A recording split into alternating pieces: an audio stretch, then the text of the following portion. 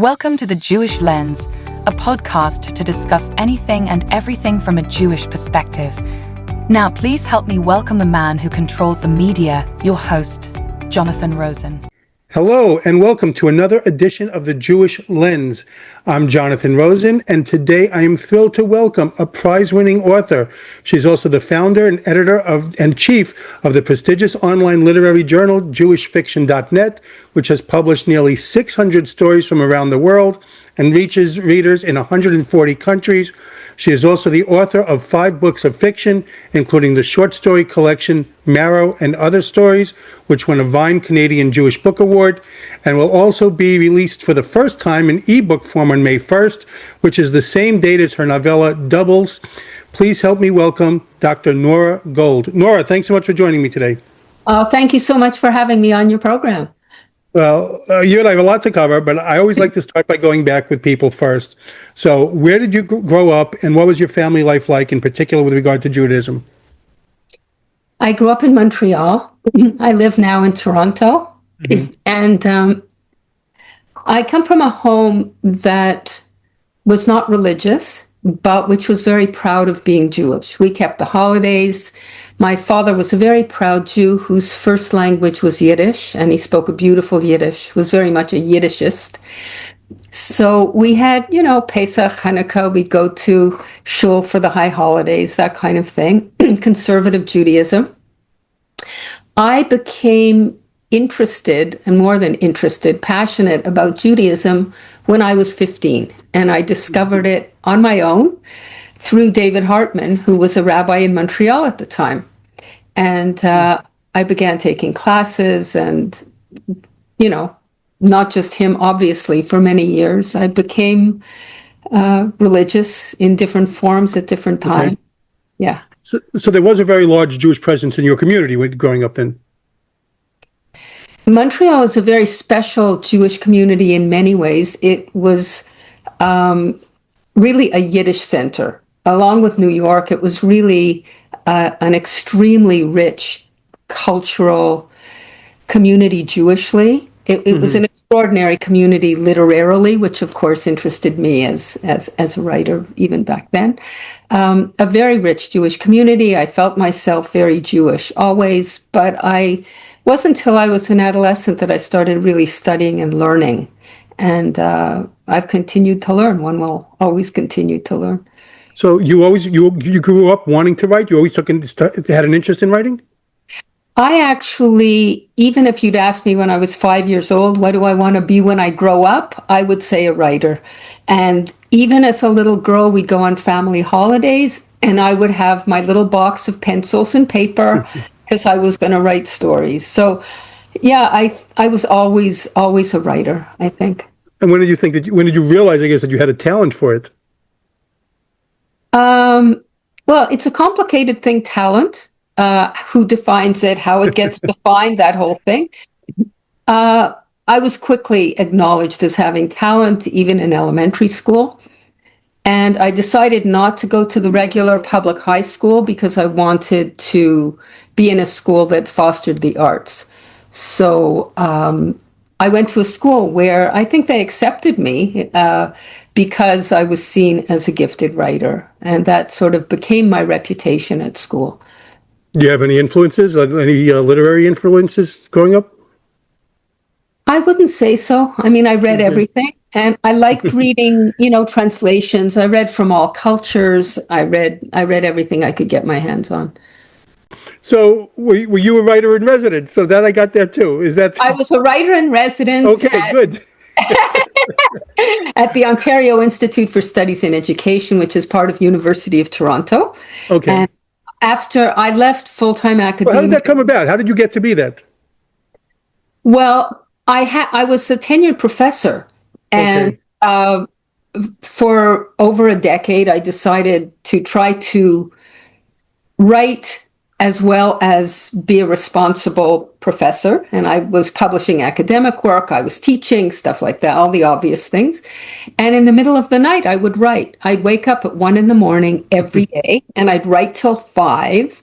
Wow. Okay. Fiction. right? And then I'd go back to sleep till 7, and I'd wake up my son and send him off to school and drive an hour to where I was a teacher. Oh my gosh. And at the end of a year, I thought, I can't do this. This is ridiculous. And I decided to leave academic life, which almost nobody does. So people were amazed, like, what? Why is she What are really you doing this?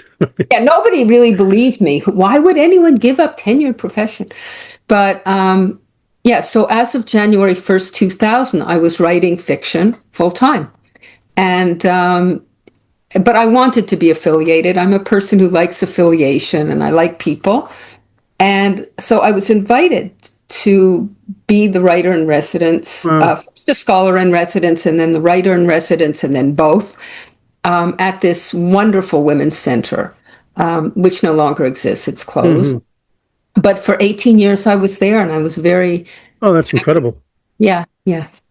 So it was a great experience for you then. It was, the world has changed. It was a feminist center, a center for women's studies in education, run by a fantastic woman, a non-Jewish woman who was a Judeophile. And it was a fantastic place. Over the years, to state the obvious, the world changed. Yeah. And this institution, educational institution, became increasingly left-wing. It had originally been the kind of progressive views that I shared and gradually didn't. So this was a little oasis, this place, actually. I don't think today that would be a place that would be comfortable for me, but No, I agree with you. yeah. So let's talk about your debut book. Okay, Marrow and Other Stories. That is you. Okay, so Yes, that is the right book. This is what it looked like back then. This is what it looked like back then. It now has a new cover designed by my brilliant artistic son, which I don't have because it's just an ebook. I don't have a copy to show you. I love this book. All these analogies between first books and babies, but it was my first, and it's a very Jewish book. It's a book about Jewish women. It contained the first story where a biblical male character was reimagined as a woman. That story is called Yosepha, which was the Joseph story. It included a story called The Prayer, which was about a woman leading Shachrit on Yom Kippur at her shul, and her experience as a woman leading prayer. And this book came out in 1998, so this kind of stuff wasn't written very much about back then. It also contained a story about sexual abuse by a rabbi, and that was the first story of its kind ever. And then stories about the beauty of Judaism, actually, and family problems and all the normal types of things of life. And you won a Vine Canadian Jewish Book Award for that. Yes. Now, back then, I don't know if it was called Vine. I think there were sponsors. At the time, it was just known as the Canadian Jewish Book Award. And then I won another award, which sounds similar, but it's a different award called the Canadian Jewish Literary Award for my book, Fields of Exile. Can I ask about that point? Yeah, which was and still is the only novel about anti-Israelism on campus. It came out in 2014. Right. People at the time thought it was ridiculous, like I'm imagining all this. I wish, of course, I'd been wrong in what I saw and what I wrote about. Well, all right, so incredibly, like you just said, incredibly, things have gotten so much worse since then. So what inspired you at that point to tackle it? What had you seen, and what have you seen on college campuses since then compared to what you saw at the beginning then? Well, I'm not on campuses any more than anybody else at this point, because I left full-time academic life in January 1st, 2000. And then for 18 years, I was in that special position in a very sort of comfortable way. Right. I think I saw before other people what was going on, partly because I'm both Canadian and Israeli. I made Aliyah in 1975. My husband and I spent 4 months a year in Jerusalem, where we have an apartment. So I've always had a kind of double vision, I would say. And I lived in Israel full time after making Aliyah till 1981. And when I Oh, you came lived in Israel till 81? from 75 to 81, yeah. I lived in Israel from 79 to 81. Well, maybe we crossed paths, Jonathan. We Possibly, yes. probably did. Um, when I came back, I became really aware of how Canadian Jews had to protect themselves. And Mhm. I say Canadian because I'm Canadian. This is where I live. I think it's true of all diaspora Jews. But I was walking down the street one day with a friend. We were singing songs in Hebrew, and someone was approaching us, and she stopped singing. Just let's not sing in Hebrew right now. Mhm. And I was so stunned by that. I was so shocked. I was so hurt, all of that. And I began to I guess I had a different kind of radar than my friends who had not lived in Israel and didn't have that same kind of consciousness. I think when you live as part of a majority, a Jewish majority, there's a whole part of you that ceases to be there, which is the part of you that adapts to a different culture, or that lives as a minority within a majority culture. It's a very different experience. And I began to see right away how, in subtle ways, but clear ways, Jews would silence themselves, Jews would be quieter, and all what are now called microaggressions or macroaggressions too, but we didn't have that concept back then. But all the many ways in which not just Israel, but Jews, I mean, it was straight out anti-Semitism in ways that were subtle enough that you could miss it if you weren't fully awake, really. You know, the sorts of things that if people would say it and you'd call them out, what, don't you have a sense of humor? It was just a joke. Yeah. You know, I'm talking about your Jewish hair. You know, I did research on Jewish women and anti-Semitism and how it was often directed at Jewish women's bodies, your nose, your hair, your hip. You have a really Jewish face. I mean, what do all those things mean? And they're very rarely compliments, you know? So I was very attuned. And I have to say, most of my friends and colleagues outside of Israel, because I was now living in Canada, I was living at this point in Toronto, not in Montreal, really not only didn't experience it, but thought I was really off the mark. In fact, one of the most important and influential Jewish historians, no longer living, a wonderful man, Michael Maris from University of Toronto, Holocaust, his field was Holocaust history. He said to me, there's nothing there. You know, you're imagining this. I could see why he would say that. I mean, you know, 2014 in Canada, I never ever drew parallels to the Holocaust. I never have, and I never would. I never said this is like 1930. I never say things like that, and I'm offended when people do, I have to say. But he was typical in saying, you're exaggerating. It's not a big deal. And I kept saying, no, this is real, and I want to document this.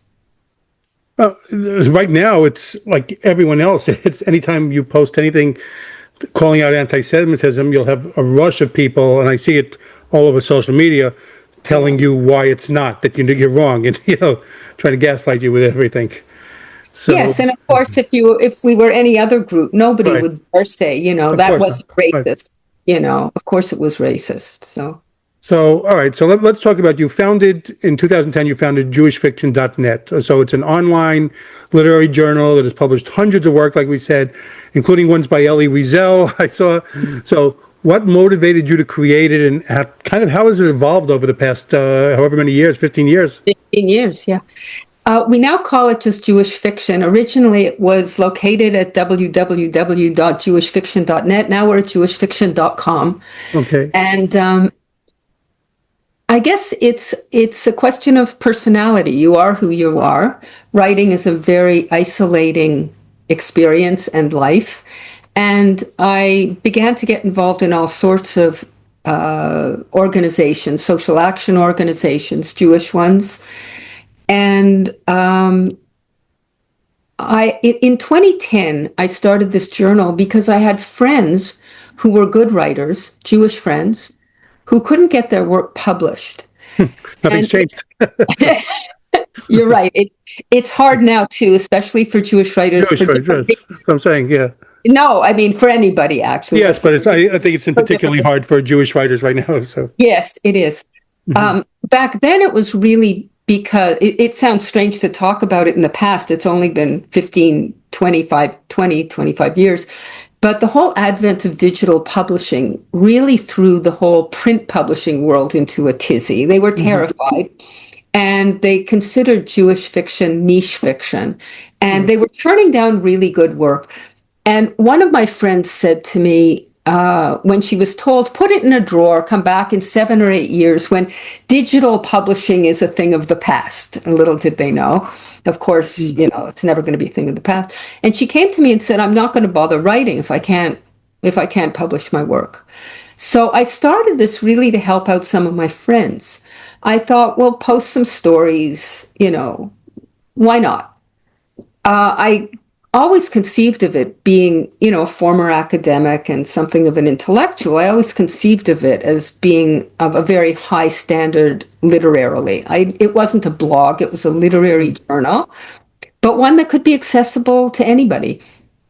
And since then, we've published over 650 works. And one thing I'm especially proud of is that they're not all written in English. They're either written in English or translated from 22 languages from all around the world. And all translated into English, of course, that have never before been published in English. So we are the only journal in print or online devoted exclusively to publishing Jewish fiction. And there's a great deal of gratitude. There's a great deal of excitement about this journal. We started a year ago charging $18 a year, which is nothing to be a subscriber, but even without paying, you can still read a great deal of the journal. So I'd encourage people to read, and I'd also encourage people to send us their work. That's what I was going to ask you. How can people submit that to you? It's just they submit it for your consideration, or right? Okay, that's how it works. We have a team of reviewers. It's all done by anonymous review. So we don't know who's sending it to us. On our website, www.jewishfiction.com, there's a page called Send Us Your Work or whatever. It's the submissions page. And it's very simple. You send the story with your name and email address and whatever. It's a simple process, doesn't cost anything. I have a team of wonderful reviewers. Everybody's work gets read by at least 2 people, usually 3. And we take it very seriously, So you have a full range of different, I guess, of the Jewish experience. It could be from any different walk of life, Yes. as long as it's Jewish themed, right? Or Yes. or Jewish author. Well, Jewish themed, you're making a very important point. First of all, I'm very committed to the diversity of the journal and to including everybody. So we have people of all political stripes. We have people living in all sorts of places. We have straight, gay, everything. We have every kind of diversity possible in perspective or lifestyle or whatever. That's very important to me. And the way you define Jewish fiction is a complicated thing. And I'll show you this book, 18 Jewish stories translated from 18 languages are all stories from the journal. Which you're guessing every single one of my next questions, but yes. Well, it's all related. That grew out of the journal, and people kept saying, "Oh, put together a book with, one story per language." And in the introduction there, I won't go into this in any great detail, but really the whole question of what is Jewish fiction? What is a Jewish story? It sounds simple, but it's extremely complicated. I read literally hundreds of articles and books on the topic. And where I land is that for a story to be considered Jewish, it doesn't have to be written by a Jew. And actually, we've published wonderful works by non-Jews, including in the book 18. The story or the novel excerpt, we publish both, has to have Jewish content that really is inextricable, that really can't be removed from the story. So, for example, you get these stories which are not Jewish stories. It's a story about a girl in love, and the guy doesn't love her back, and she's very sad. So she has a Jewish name, and she eats bagels. And that's That's the not a extent of the Jewish Jewishness of story. the story, right? Okay. Yeah, you can pull it out, and that's not a Jewish story. So I wouldn't publish a story like that. I wouldn't publish. So we turned down all sorts of stuff, and we have turned down work by some very famous people. We read it not knowing who it was, but we weren't going to accept it just because we saw the name on it. And we're very proud to publish a lot of beginners, people who've never been published before, including high school students, college. We just go by quality and whether or not the content is Jewish. I was going to ask you, you care to share the names of the famous authors, but I'll let it be. Let's let that go. Yeah. I was usually my follow-up question is it rhymes with. But, all right. So tell me about your new book, Doubles. Well, it's a novella. Novella, yes. Yeah, this is what it looks like, and I love novellas. This is a short book. It's 86 pages, which you can read in a sitting. It's about a 12-year-old girl who is mistakenly placed in an institution for disturbed children in the year 1968. And she doesn't belong there. There's nothing wrong with her whatsoever. And she survives this very challenging environment by doing math. She loves math. She's a bit of a math genius. And she sees the whole world through numbers and through mathematical formulas.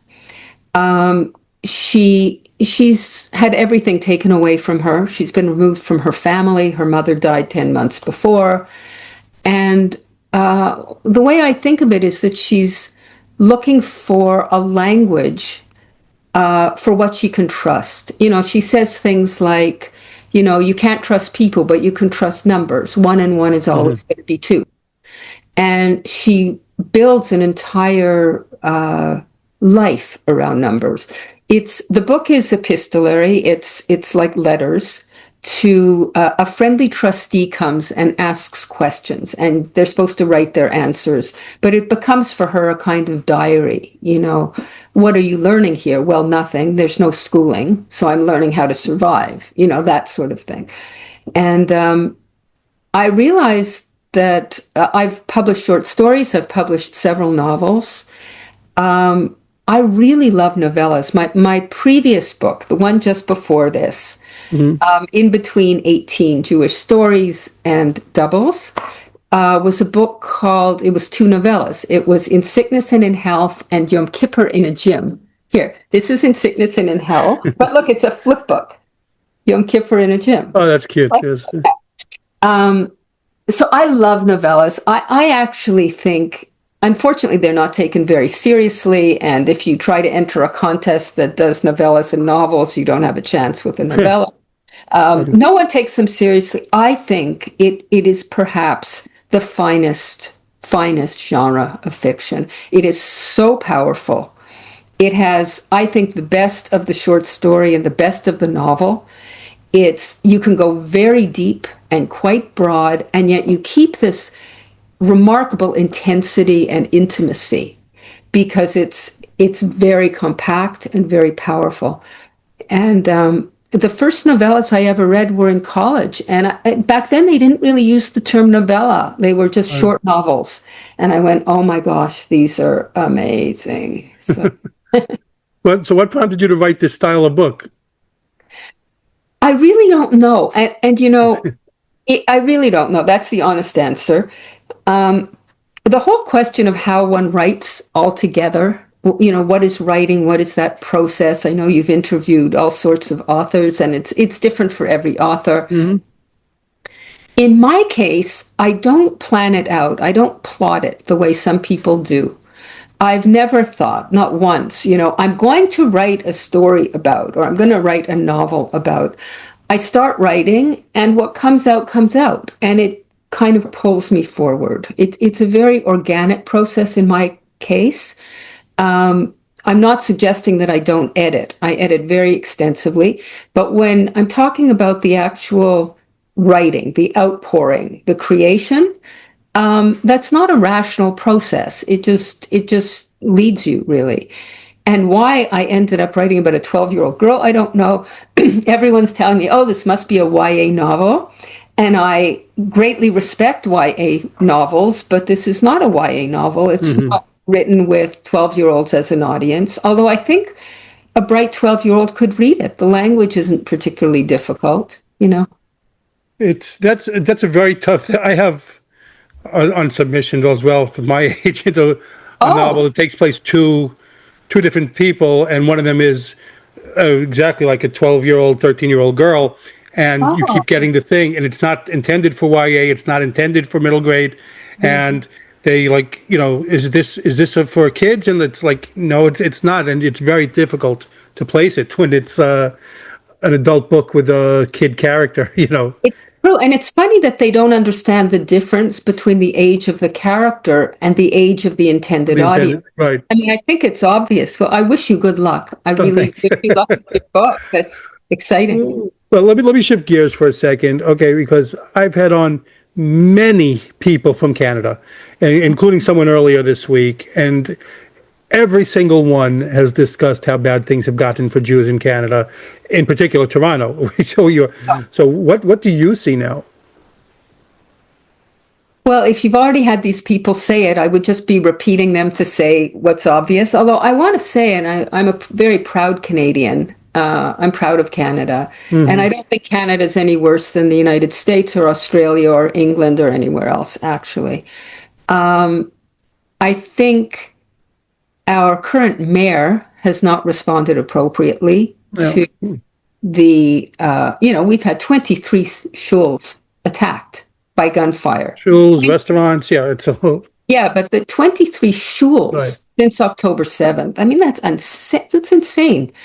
I don't feel personally unsafe walking down the street or anything like that, but yeah, I feel what all Jews are feeling these days. I think we all feel vulnerable in a way that we didn't before. And it's a long time that we've had guards checking your tallis bag Yeah. when you walk into shul, but now you have really different kinds of protocols in place, and well, you know what I'm talking about. Wherever. Well, I'll say you're a lot more restrained than the other people I've had on talking about the mayor and the city. Oh gosh, I know. I'm very. No, I mean I can spew invective as well as anybody.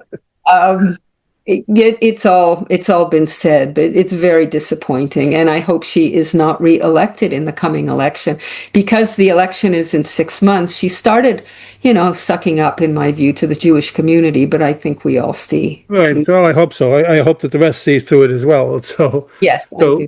what are you working on next? I've started something new, which I think is probably going to be a novella. I'm on this novella's roll. You're on the novella kick. Yeah, yeah. But I never know until it's done. I mean, I don't Okay. know if it'll end up being a novel. I hope not. I actually really love novellas. I'd love to just stay with novellas. Although, as you mentioned, I have these two books coming out. I mean, one is, quote, just an ebook, but Doubles is coming out No, for the no. first time on May 1st. And it's really interesting. I don't feel sorry for myself. I chose to write novellas, but it's so interesting seeing the undervaluing of this genre. It's stunning to me how they just assume if it's not at least 300 pages that you have nothing to say. And the advanced reviews have been, people are over the moon about it Oh, who've that's read it. And fantastic. people I really respect. But yeah, there's something about, the bigger, the better. There's something very crude and not very intelligent about the broader culture and what length is. And I have to say, being an editor for my journal and as a writer, I don't read with a red pen when I'm, reading for pleasure. But, I would say at least half of the novels that I read should not be the length that they are. They should be Yeah. half to two-thirds of the length. And there's no question in my mind. I can just feel it through the pages. expand it so you hit 300, you know? You could just feel it. It's like as a teacher when the student's bluffing on the essay and has nothing to say. It's padding, you know? So I don't pad.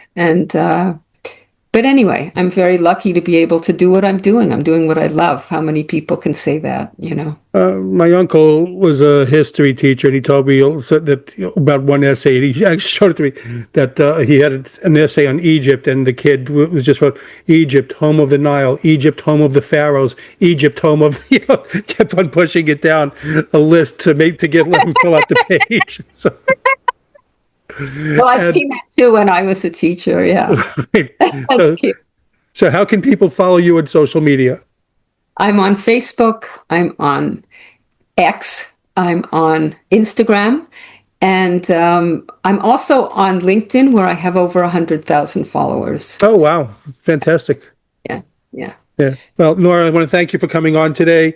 Pleasure talking to you. Finally, I know I had to push it back a couple of times. No problem. My apologies. But A pleasure talking to you. Yes, Really. no, but thank you again for coming on. No, my pleasure. Thank you so much, Jonathan. Thank you. Let me sign us off. Again, this has been The Jewish Lens. I'm Jonathan Rosen. Again, a very special thanks to Nora Gold. Please pick up a copy of Doubles, as well as the ebook, right? Yes. Marrow, right? And what's it called? The full name? Marrow and Other Stories. Right, yes. And please like, comment, and subscribe. Thanks for tuning in to The Jewish Lens, where all items used was strictly kosher.